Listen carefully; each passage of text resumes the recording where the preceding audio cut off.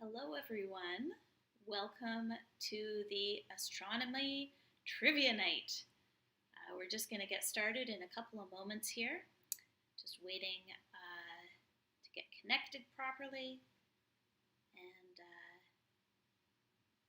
as soon as that works out, we'll start getting ready to play.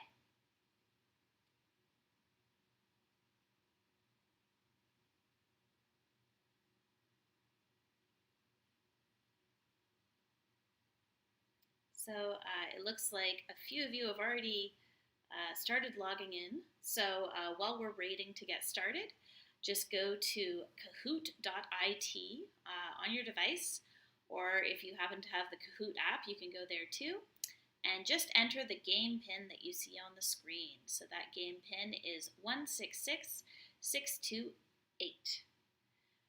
166628. Yes, that's what I said.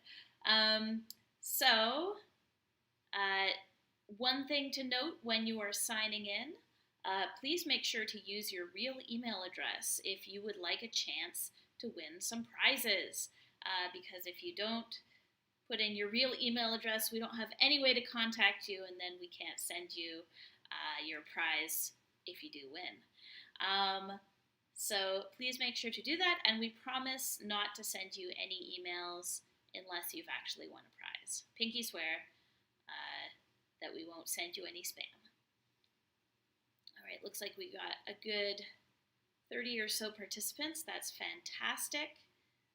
Just wait a couple more moments for a few more people to join.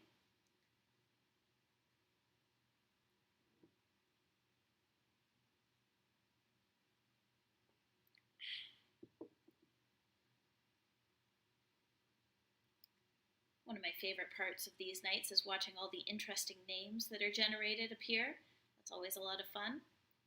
So if you're just joining now, please go to kahoot.it and put in the game pin that you see at the top of the screen. You can also copy it from the chat. It's in there too. And that's 166628.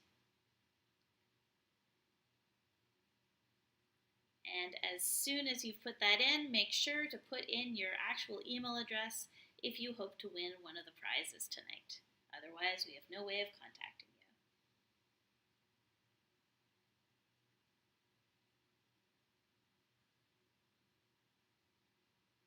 So I'll maybe wait one more minute for a couple more people to join in, just so that everyone has a chance to answer all our questions. Get started.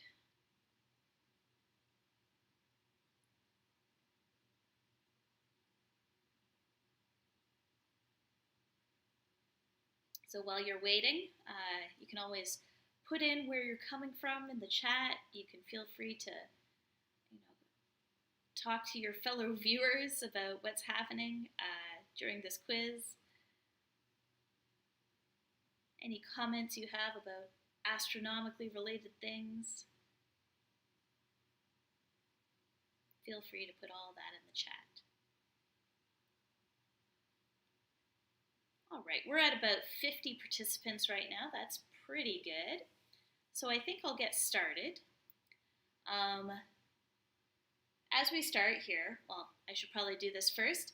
I would like to do a small land acknowledgement. So we wish to acknowledge this land on which the University of Toronto operates.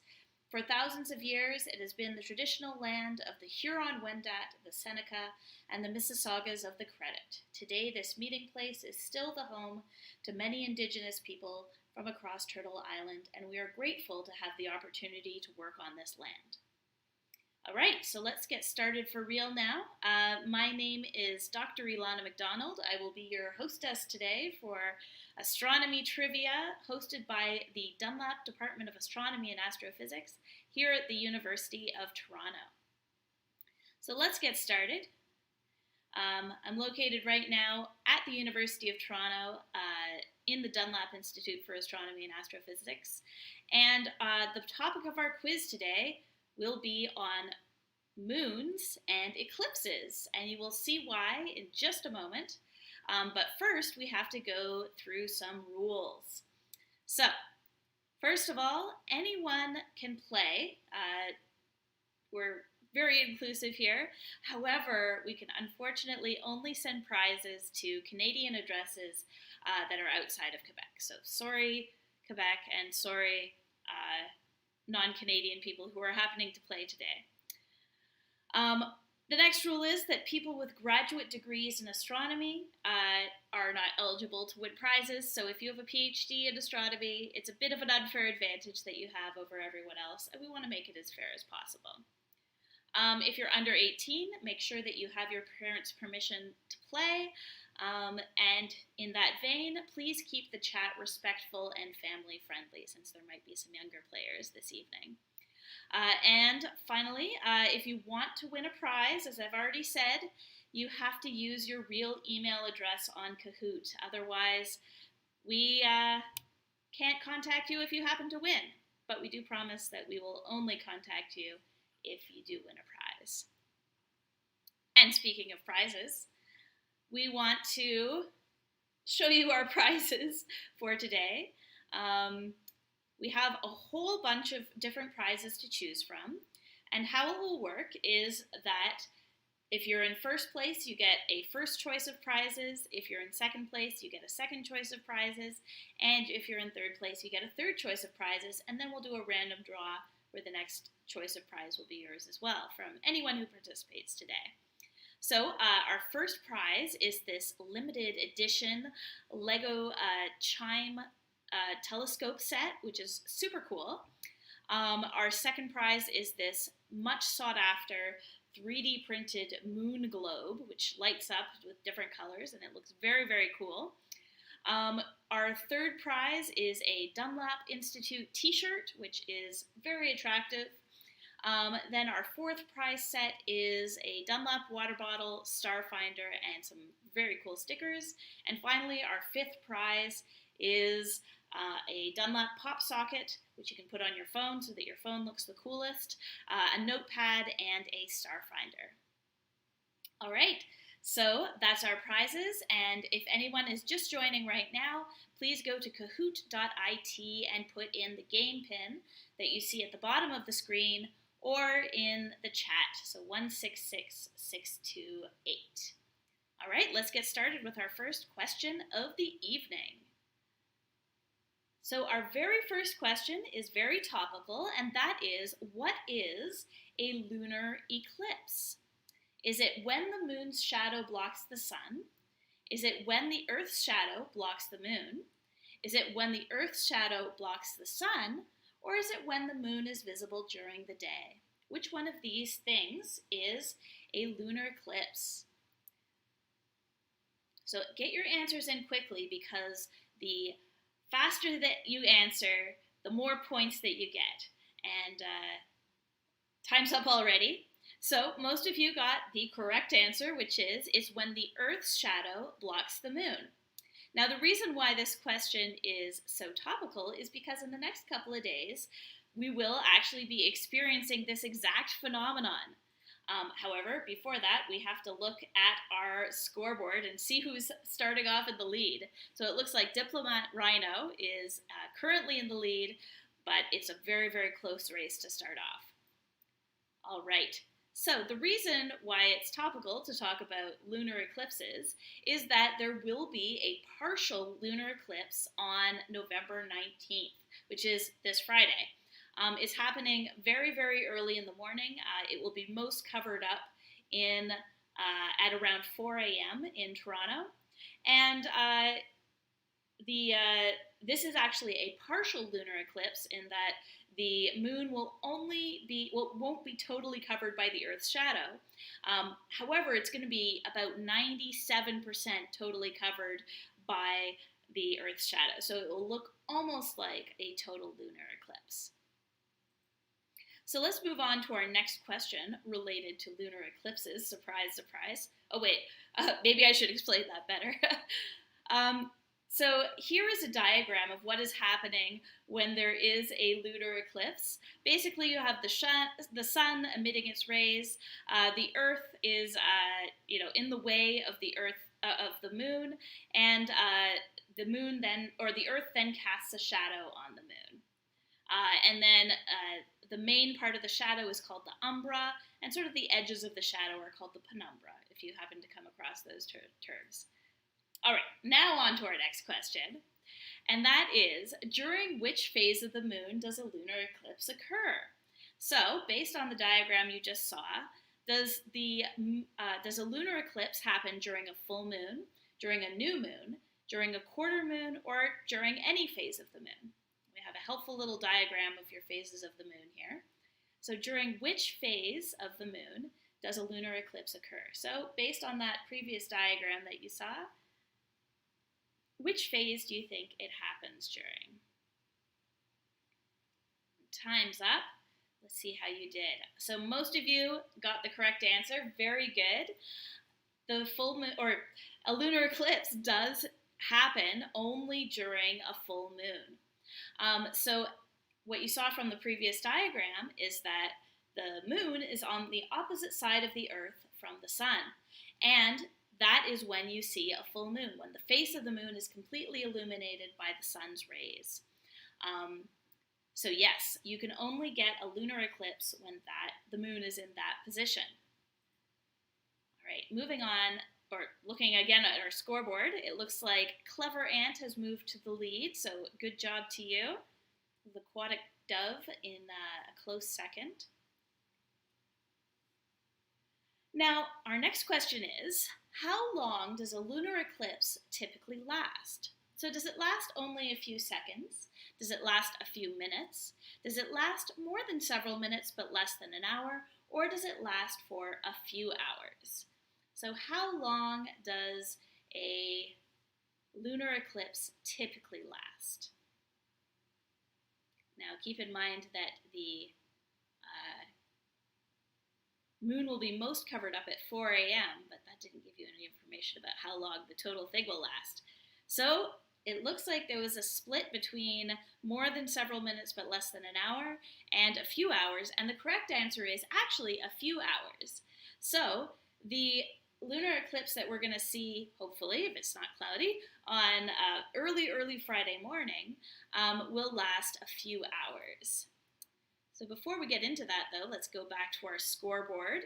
It looks like Clever Ant has maintained their lead. Good job to you. And so if you look at a lunar eclipse, it goes through different stages. So for the lunar eclipse that's happening on Friday morning, it's going to begin around 1 a.m. and then move gradually into the Earth's shadow, and then be the most covered up it's going to be at about 4 a.m. and then start moving up out of the Earth's shadow again and exit its shadow at around 7 a.m. So right around sunrise for us here in Toronto. And so this eclipse is actually going to last about 6 hours, which is, in fact, the longest partial lunar eclipse since the 1400, so in the last 500 years, which is pretty crazy. And that's because the moon is actually at its farthest point from the Earth in its orbit. And so it takes a bit longer for it to go through the Earth's shadow. All right, moving on to our next question. It is, why don't we get a lunar eclipse every time there's a full moon? So why is it that every time there's a full moon, the moon doesn't go into the Earth's shadow? So is it because the moon wobbles up and down in its orbit? Is it due to the Earth's axial tilt, that is the tilt of the Earth's rotation axis? Is it due to the tilt of the moon's orbit? Or is it that we do actually get a lunar eclipse every full moon, but it's not visible from the Earth? So which one of these is the correct answer? So, the correct answer, most of you got once again, is that it is in fact due to the tilt of the moon's orbit. So as the moon goes around the Earth, it's actually going at about a 5-degree tilt from the Earth's rotation around the sun, which means that there are only 2 times a year when the moon and the Earth and the sun line up perfectly so that you can get a lunar eclipse. All right. Let's look once again at our scoreboard. It looks like Champion Squid has moved to the lead. Amazing job. Moving on to our next question. This is a true or false question. So the question is, usually a solar eclipse occurs about 2 weeks before or after a lunar eclipse. Is this true or false? So, do we usually get a solar eclipse which occurs occurring 2 weeks before or after a lunar eclipse?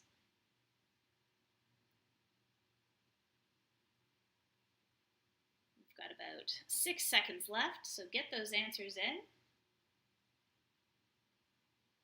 And most of you got this wrong. It is, in fact, that you do get a solar eclipse about 2 weeks before or after a lunar eclipse. So for the same reason that you get a lunar eclipse in that everything's lined up when the moon is tilted a certain way in its orbit around the Earth, around that same period of time, the next new moon or the new moon before the lunar eclipse, you often get a solar eclipse because everything's just lined up perfectly. And that's when the moon goes between the Earth and the sun and casts its shadow on the sun. And the shadow of the moon on the Earth is a lot smaller, so you don't get a solar eclipse everywhere on Earth. And in fact, after this lunar eclipse, there will be a solar eclipse, but it's only visible from Antarctica, and it'll be on December 4th. So if you happen to live in Antarctica, maybe you'll get a chance to see that. All right, let's take another look at our scoreboard. We've got Champion Squid maintaining their lead, but with Rockstar Cat in a close second. All right, moving on to our next question. You've probably heard of this type of thing before, but what is the meaning of a wolf supermoon? Is it the first new moon of the year? Is it a moon that is bright enough that a wolf pack changes their migration habits? Is it a moon during a lunar eclipse? Or is it a full moon in January where the moon is closest to the Earth in its orbit? So which one of these is a wolf supermoon? Get those answers in quickly. Time's up. So most of you got the correct answer. Excellent job. It is in fact a full moon in January where the moon is closest to the Earth in its orbit. So there's two parts to this. The wolf part, which is where, which is what you call a full moon in January. They just happen to have names based on the months that they have. And it's a supermoon is when you have a full moon when the moon is closest to the Earth in its orbit. So it looks really big. All right, our scoreboard once again, we've got Champion Squid, who's got a considerable lead now. Excellent job. And Rockstar Cat still in second. Our next question is another true or false question. So the dark side of the moon is never seen from the Earth. Is this true or false? So the dark side of the moon is never seen from the Earth. Is this a true statement or a false statement? And in case you didn't notice, this is the Dark Side of the Moon album cover, which is an excellent album by Pink Floyd. So you've got about 4 seconds left. Get those answers in. All right. So this is in fact a false statement. So the dark side of the moon is just the side of the moon that isn't illuminated by the sun. And so you've probably seen that sometimes the moon doesn't look full, where you see, part of it in darkness, and it becomes a smaller and smaller crescent until you get to a new moon. So that is what we consider the dark side of the moon, is just the part of the moon that isn't illuminated by the sun, but the far side of the moon is the side of the moon that is never seen from the Earth. And those are two different things, because sometimes the far side of the moon could be illuminated by the sun, and therefore it's not dark. Now, after that very tricky question, let's see how our scoreboard has changed. But Champion Squid is still in the second, or in the lead, with Blue Dragon taking up the second place and catching up quickly. All right, our next question is, how long does it take a radio signal to get to the moon? So this is based on how far away the moon is, but how long does a radio signal take to get to the moon? Is it just over a second? Is it approximately 30 seconds? Is it approximately 8 minutes? Or is it just under 1 hour? So how long does it take one of those radio signals to get to the moon? Get those answers in. You've got 2, 1, 0 seconds left. Time's up. See how you all did? And yes, many of you got this correct. It takes just over 1 second for a radio signal to get to the moon. So radio signals travel at the speed of light because they are a type of light. The moon is about 384,000 kilometers away, and light travels at about 300,000 kilometers per second. So it takes just about a second for a radio signal to get all the way to the moon. And that's fairly fast. Looking once again at our scoreboard, Blue Dragon has moved to the lead, unseating our champion squid. So let's see how the rest of you do in these next few questions. We're about halfway through, so there's still a chance. All right, here's a fun one. Which 1992 song features footage of the Apollo moon landings in its music video? Is it Celine Dion's Water from the Moon? Is it Margaret Ehrlich's Boy in the Moon? Is it REM's Man on the Moon? Or is it Neil Young's Harvest Moon? So which one of these has a music video that features footage of the Apollo moon landings?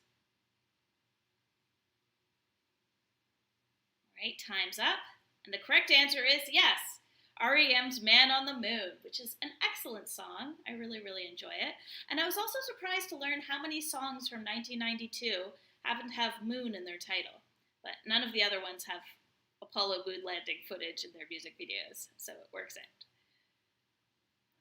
Looking once again at our scoreboard, Blue Dragon is maintaining their lead with Champion Squid in the second place spot. On to our next question. How many astronauts have actually set foot on the moon? So is it 6, 9, 12, or 24? So how many of those astronauts have actually set their foot on the moon? Have actually landed on the moon and walked around there and played golf and collected moon rocks and all those other fun things. We've got about 7 seconds left. Remember, the faster you answer, the more points you get, and the higher on the scoreboard you get. All right, time's up. And the correct answer is 12. And in fact, they were all from the Apollo missions. All of those missions that, the U.S. sent to the moon. So all of the people who have walked on the moon are American men, which hopefully will change in the next few years. Looking once again at our scoreboard, Blue Dragon is still in the lead. Nothing much has changed. On to the next question. Which award show gives a statue shaped like a moon person to its winners? Is it the Grammy Awards? Is it the MTV Music Video Awards? Is it the Juno Awards? Or is it the People's Choice Awards? So which of these award shows gives an actual moon man for its prize as the little statue for the award? Is it the Grammys, the MTV Music Video Awards, the Juno Awards, or the People's Choice Awards? And most of you got the correct answer. It is, in fact, the MTV Music Video Awards. So all of the artists who win something for that get a little moon man to take home with them. Looking once again at our scoreboard, Blue Dragon is still in the lead, but we can see that Prairie Dingo is sneaking into third place. So good job to you. All right. Now, is this a true or false statement? The Earth is the only planet to experience eclipses. Is this true or false? So here you're seeing a partial lunar eclipse in this image, where the Earth's shadow is partially covering the moon's surface. But is the Earth the only planet to experience these types of eclipses? Is this true or false?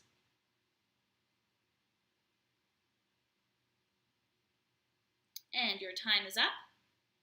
And most of you got this correct. Excellent job. It is in fact false. all of the planets that have moons tend to experience eclipses because it only has to happen when one of these moons aligns with the Earth or with that planet and the sun. So all you have to have is either the moon blocking out light from the sun for a solar eclipse, or the planet blocking out the light that would normally go onto the moon to get a lunar eclipse. Once again, looking at our scoreboard, there's a few changes here. We've got Blue Dragon still in the lead, but Prairie Dingo is now in second place with Nimble Hamster in third. So it looks like there are a few people who are catching up. Excellent job. All right, now moving out to the rest of the solar system, what is the largest moon that we know of in the solar system? Is it Titan, which is a moon of Saturn? Is it Earth's moon? Is it Ganymede, which is a moon of Jupiter? Or is it Callisto, which is another moon of Jupiter? So which one of these is the largest moon in the solar system? Is it Titan, Earth's moon, Ganymede, or Callisto? We've got about 3 seconds left. Get those answers in if you haven't already. And the answer is Ganymede, which is the largest of Jupiter's moons and the largest moon in the solar system. A lot of you answered Titan, which is the largest moon of Saturn, but it is the second largest moon in the solar system. Moving on to our scoreboard once more, we have Blue Dragon still in the lead. Amazing job. And we have a few people catching up, and hopefully they'll be able to catch up with this next question, which is, on which Galilean moon does Dr. Strickland experiment to create human proto-molecule hybrids on the TV show The Expanse, which is an excellent TV show? So on which of these moons is this human proto-molecule hybrid experimented on? Is it Io, Europa, Ganymede, or Callisto? Io, Europa, Ganymede, or Callisto? Time is up, and the correct answer is Io. A little bit obscure, I know, but The Expanse is a very good show, and you should watch it. And I should probably also say that Io is the closest of the 4 Galilean moons, and it is covered in volcanoes. So many volcanoes, in fact, that there's one erupting at every moment. And so I think it would be a very difficult place to build a base. But apparently Dr. Strickland had no problem, well, maybe they had some problems, doing experiments there. I won't give any spoilers away. All right, our scoreboard has not changed at all. Blue Dragon is still in the lead. Let's move on to our next question. We're getting close to the end here. How many moons in the solar system are known to have a significant amounts of liquid water? So how many moons in our solar system are known to have, or known is the key word, to have significant amounts of liquid water? So is it none, only 1, 2, or at least 5?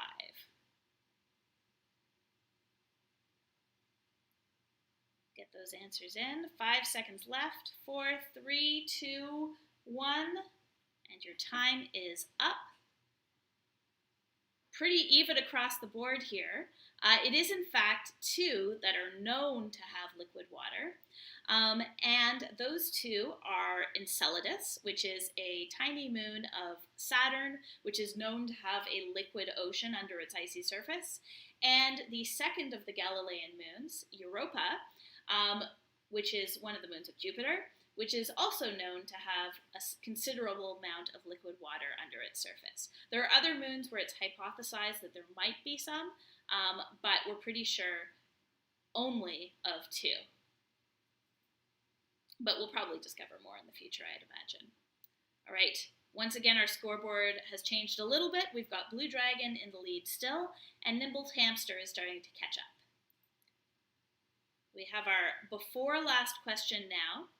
Which planet in the solar system doesn't have moons that are named after characters from Greek and Roman mythology? So which one of these planets doesn't have moons that are named after these types of characters from Greek and Roman mythology?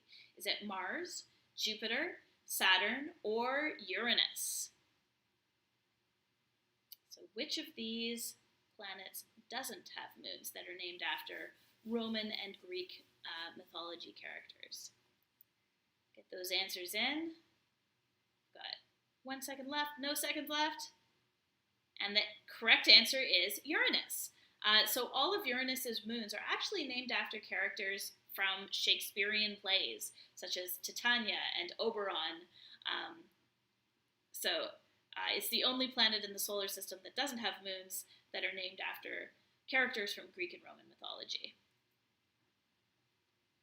Once again, our scoreboard has changed just a little bit. We've got Blue Dragon still in the lead and Nimble Hamster in second place, but we have a few people who are starting to catch up. So we've got one question left. Answer it really quickly and see how you can do. So our final question of the night is, what is unique about Neptune's moon, Triton? So what is unique about Neptune's moon, Triton? It is the only moon to have geysers. It has a retrograde orbit. It is bright green in color. Or is it made mostly of liquid nitrogen? So what feature makes Neptune's moon, Triton, unique? We've got just a few seconds left to answer, so get those answers in for the final question of the night.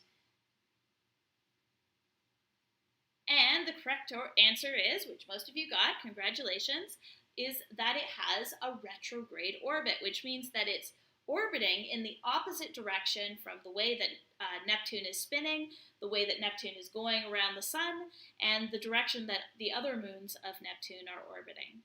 So we think that this might be because it is a captured dwarf planet from the Kuiper Belt, which is this belt of debris just outside of the orbit of Neptune. And we think that Neptune's a fairly big planet, so one of those objects might have gotten caught in Neptune's gravity and become a moon of this planet. All right, so that's all the questions we have for the night. Let's see who our winners are. So in third place, drum roll please, we have Rockstar Cat. Excellent job. In second place, we have Nimble Hamster. And in first place, our grand prize winner, we have Blue Dragon. Hooray! Congratulations to all of you and to everyone who played tonight. All of the winners will be contacted via email so that you can receive your prizes and pick out which prizes you want. We'll also be doing a draw randomly from one person who participated, so that randomly you might be able to pick out a prize. And so good job, everyone. And don't forget to very early on Friday morning, so November 19th, around, I have to look at my calendar here, around 2 a.m., the partial lunar eclipse will start, and it will all be over around 5:45 a.m., or at least noticeably over. And totality is going to be around, or at least as close to totality as we can see, will be around 4 a.m. So do make sure to check that out because it will be really neat as long as the skies are clear. So if you're in Toronto, if you're in Quebec, most of Quebec should be able to see it. Make sure to go out and try to see that astronomical event because it'll be really, really cool. All right. So thank you, everyone, for playing. We'll see you next time, which will probably be in the new year. And happy astronomy. Bye, everyone.